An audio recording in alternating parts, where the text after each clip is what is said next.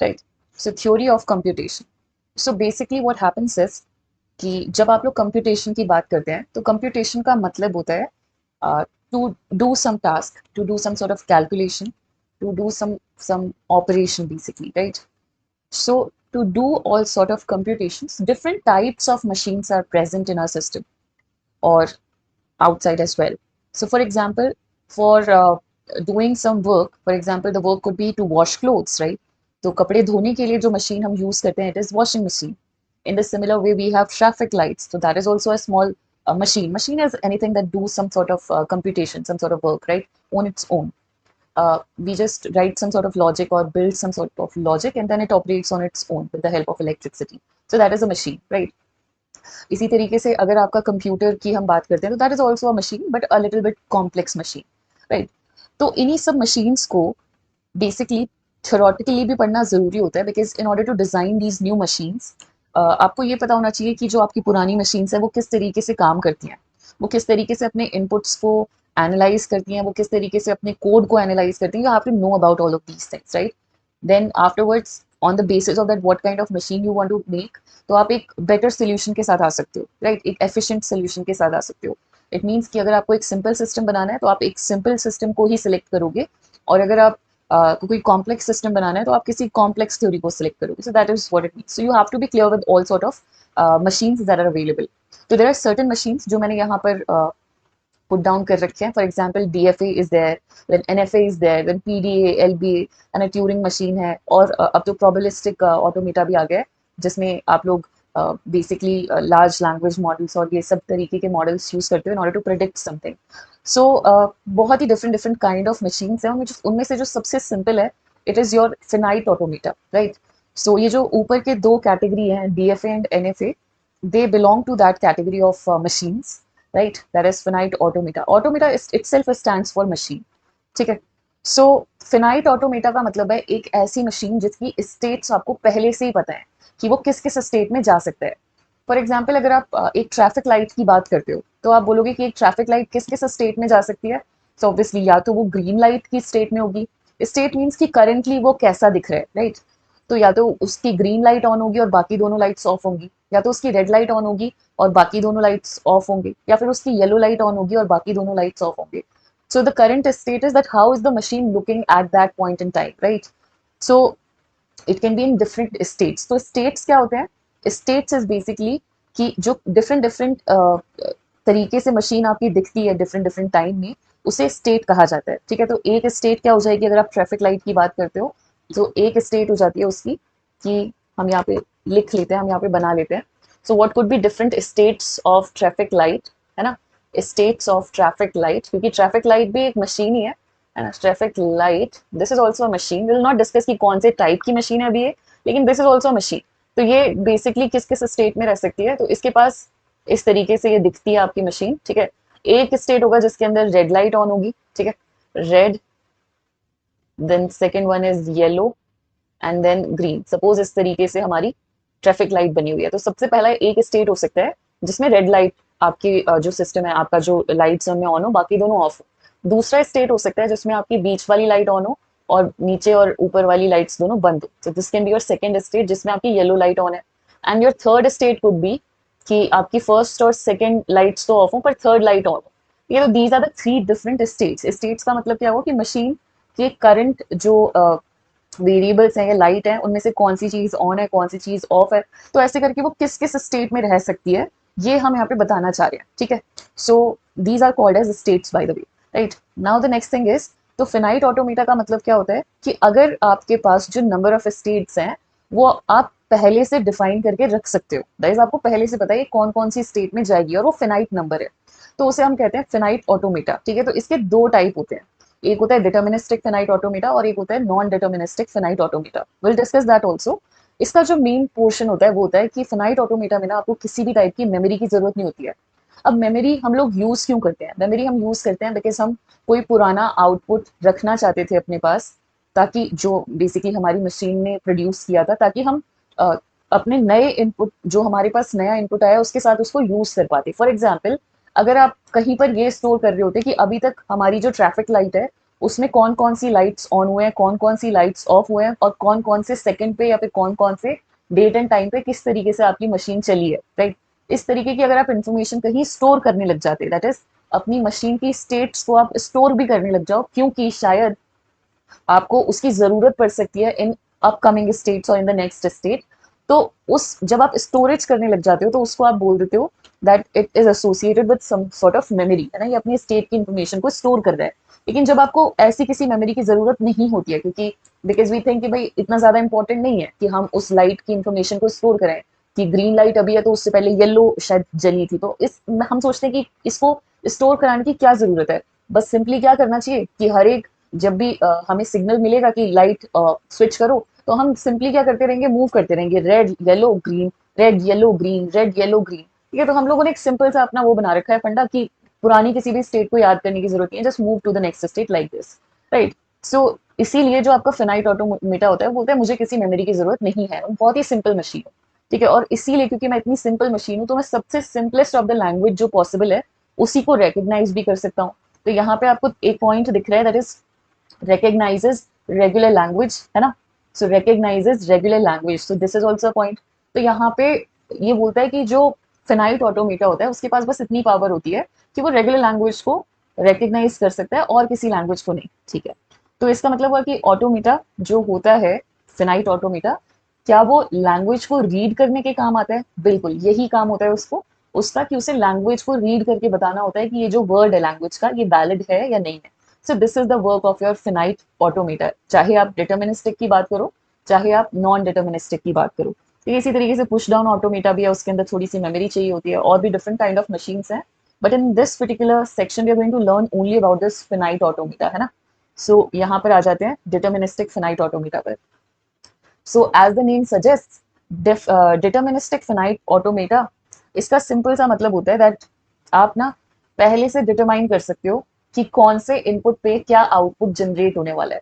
ठीक है, सो अगर आपको एक इनपुट दिया हुआ है तो इसको हम जस्ट समझने की कोशिश करें। डिटर्मिनिस्टिक फिनाइट ऑटोमेटा का मतलब क्या है कि अगर आपको कोई इनपुट दिया हुआ है तो आप उसके लिए पहले से प्रिडिक्ट कर सकते हो that what will be the output. ठीक है, अब ये सब कुछ ना बहुत थ्योरी में जा रहा है, सो मैं यहाँ पर एक चीज एग्जाम्पल लेके समझाना चाहती हूँ, विच इज रेगुलर लैंग्वेज क्या होती है। सबसे पहले तो इस पॉइंट पर आते हैं। ठीक है, तो सपोज मेरे पास एक पासवर्ड चेकर एप्लीकेशन है। ठीक है, अब ये बहुत जगह यूज होता है। ठीक है, आप लोगों ने भी इसे बहुत सारी एप्लीकेशन के अंदर यूज किया होगा। जब हमें कोई भी एप्लीकेशन बोलती है, वेब एप्लीकेशन या किसी भी टाइप की एप्लीकेशन, कहीं कहीं पर हमें बोला जाता है कि सेट योर पासवर्ड। ठीक है, तो जब आपको सेट योर पासवर्ड कहा जाता है तो आपको ना कुछ सेट ऑफ रूल्स दिए जाते हैं कि देखो आपका जो पासवर्ड है ना उसमें ए से लेके जेड तक लेटर्स होने चाहिए। उसके बाद बोल देते हैं कि 1 से लेके 9 तक डिजिट्स होने चाहिए, और स्टार या फिर एट द रेट में से कोई ना कोई स्पेशल सिंबल होना चाहिए। तो ये आपके सपोज रूल पहले से ही सेट कर दिए गए हैं, ये इस पासवर्ड को जो आप जनरेट करने वाले हो उसके लिए। तो आप इन रूल्स को देख के क्या करते हो, आप एक एक करके इसमें लेटर इनपुट देना शुरू कर देते हो। तो सबसे पहले सपोज आप बोलते हो कि ए बी सी।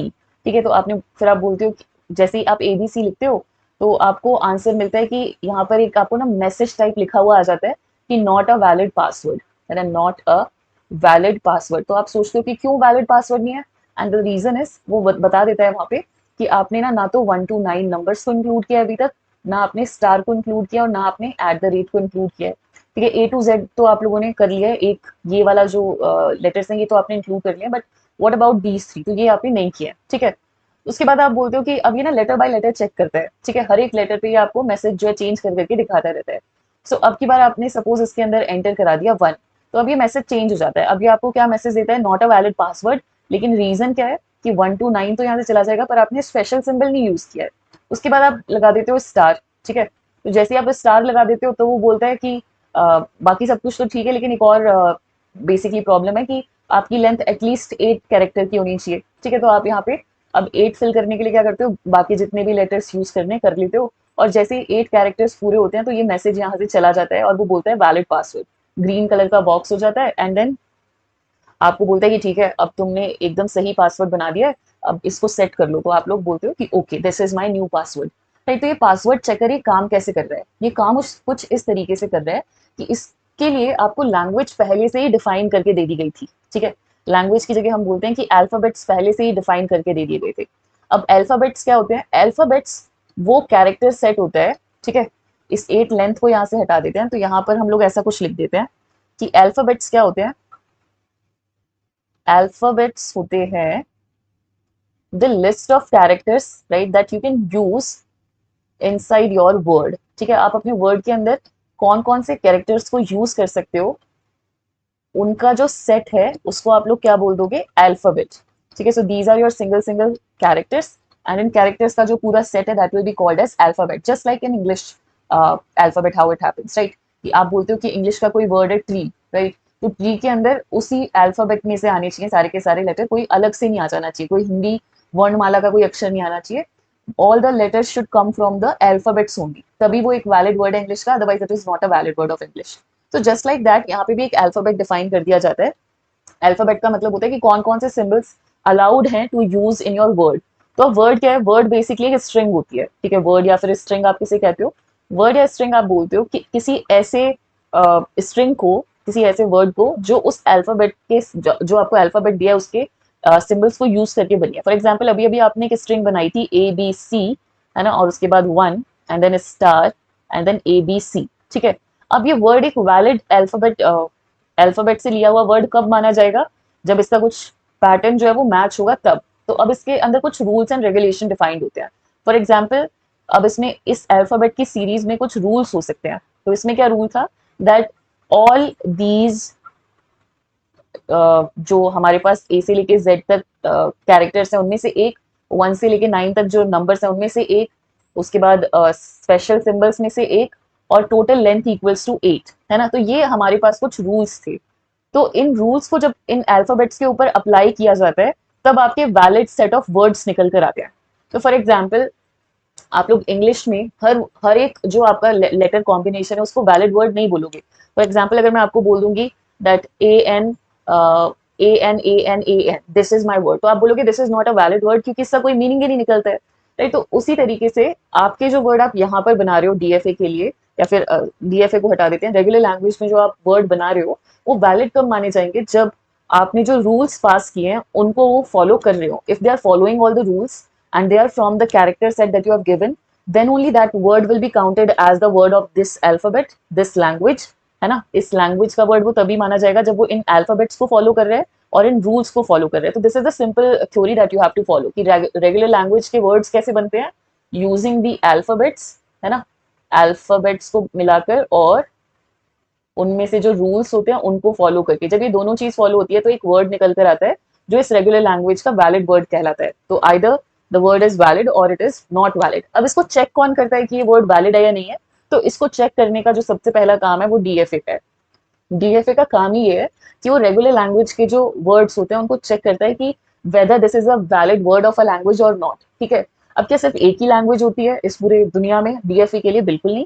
लैंग्वेज आप डिफाइन करते हो। फॉर एग्जाम्पल आप ऐसा भी बोल सकते हो कि हमारी जो लैंग्वेज है, रेगुलर लैंग्वेज है, उसमें हम अल्फाबेट क्या यूज करेंगे, ठीक है। तो आप बोल सकते हो alphabet is just a list of word, right. तो आप बोल सकते हो कि मेरे अल्फाबेट सिर्फ 0 और 1 ही होने वाले हैं, ठीक है। और उसके बाद आप कुछ रूल्स डिफाइन करते हो इसके ऊपर। रूल्स क्या आपने डिफाइन कर दिया कि 0 से स्टार्ट होना चाहिए।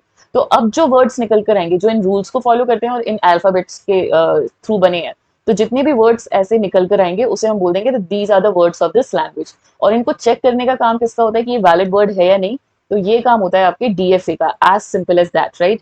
सो I hope कि deterministic finite automata is clear that its work is to check कि ये जो word निकल कर आ रहा है ये रेगुलर लैंग्वेज के लिए, जो भी रेगुलर लैंग्वेज आपने डिफाइन की है, ये उसको बिलोंग करता है या नहीं करता है।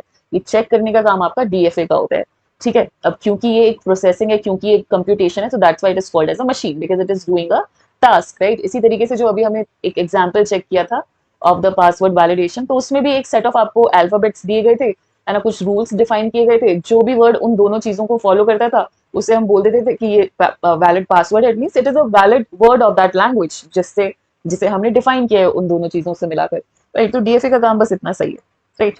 अब हम आते हैं नेक्स्ट पॉइंट पे, विच इज कि रेगुलर लैंग्वेज का सिग्निफिकेंस क्या है। कि ठीक है आप मैच करा रहे हो वर्ड, तो सिग्निफिकेंस क्या है। सिग्निफिकेंस एक तो आप देख ही चुके हो कि पासवर्ड चेकर में आप लोग लगा सकते हो जब आप नए पासवर्ड्स जनरेट कर रहे हो। दूसरा सिग्निफिकेंस आप ऐसे समझ सकते हो कि जो आप लोगों का रेगुलर एक्सप्रेशन आप लोग बनाते हो आइडेंटिफायर्स के लिए, जैसे मतलब कंपाइलर जो होता है ना, आपका जो कंपाइलर होता है, इसको आप ऐसे समझ सकते हो, जो आपका कंपाइलर होता है वो ना आपका जो टेक्स्ट होता है, मतलब आप जो फाइल लिखते हो, ठीक है, मतलब dot Java, dot CPP, whatever file you have written, तो उसके अंदर आप आइडेंटिफायर्स यूज करते हो। तो आइडेंटिफायर्स के लिए भी ना कुछ रूल्स एंड रेगुलेशंस डिफाइंड होते हैं, और कुछ अल्फाबेट्स आपको गिवन होते हैं। अल्फाबेट्स का क्या मतलब होता है? इंग्लिश अल्फाबेट को अभी आप नहीं सोचोगे, you will think of it as a valid set of symbols, right? तो जैसे जावा है, तो उसमें सिंबल्स कैसे डिफाइन है? उसमें बोलता है कि ये जो आपके अल्फाबेट हैं, जो अलाउड लेटर्स हैं, वो है small A to Z, capital A to Z, ठीक है, स्मॉल सॉरी 0 to 9 आपके डिजिट्स, उसके बाद dollar symbol and underscore, these are all allowed symbols. और रूल्स क्या होते हैं इसमें? आपके रूल्स होते हैं कि भाई लेंथ तो कुछ भी हो सकती है, 1 से लेके जितनी भी आप चाहो, लेकिन आपका जो वर्ड है ना, उसमें सबसे पहले कभी भी डिजिट नहीं आना चाहिए। So digit should not come first, है ना? तो these are the this is the rule, right? तो अब आपको जो आपका कंपाइलर है ना, वो सबसे पहले क्या बोलेगा? वो बोलेगा कि लेक्सिकल एनालाइजर को बुलाओ, ठीक है। सो लेक्सिकल एनालाइजर बेसिकली क्या है? एक डीएफए मशीन है। तो वो बेसिकली क्या करती है कि वो चेक करती है कि ये आइडेंटिफायर वैलिड है या नहीं है। तो जब उसको, मतलब एक मशीन है जिसके पास एक एक करके सिंबल भेजे जाएंगे, तो सबसे पहले ए आया, वो बोलती है अभी तक तो वैलिड है, फिर उसके पीछे बी लगकर आ गया, वैलिड है, सी लगकर आ गया, वैलिड है ना? उसके बाद सपोज स्टार लग के आ गया, तो बोलती है अरे इनवैलिड काम हो गया, ये तो है ना, ये एक सही सिंबल या फिर आइडेंटिफायर नहीं है, right? This is not a valid identifier. इसी तरीके से आपने कुछ लिखा हुआ है, सपोज इस मशीन को फिर से आपने एक एक करके भेजे लेटर्स, तो आपने सपोज एक आइडेंटिफायर बनाया है जिसका नाम आपने रखा है वन नाम। तो सबसे पहले वन को इसने पार्स किया, इसने बोला अरे आइडेंटिफायर में सबसे पहले one, this was out of the rule box, है ना, कि आप तो इसको यूज ही नहीं कर सकते। तो पहला एरर क्या था कि आप अल्फाबेट के अंदर जितने आपको अलाउड सिंबल्स हैं उससे ज्यादा कुछ यूज करने की कोशिश कर रहे हो। और सेकंड, आपने सेकंड टाइम क्या रूल ब्रेक किया कि आप डिजिट को सबसे पहले लगा रहे हो। तो इस तरीके से आपका जो लेक्सिकल एनालाइजर है वो चेक करता है whether it is a valid word of the language और नॉट, राइट? तो वहां पर भी आपका डीएफए यूज होता है, ठीक है। So I hope that this is absolutely clear that how the things are happening.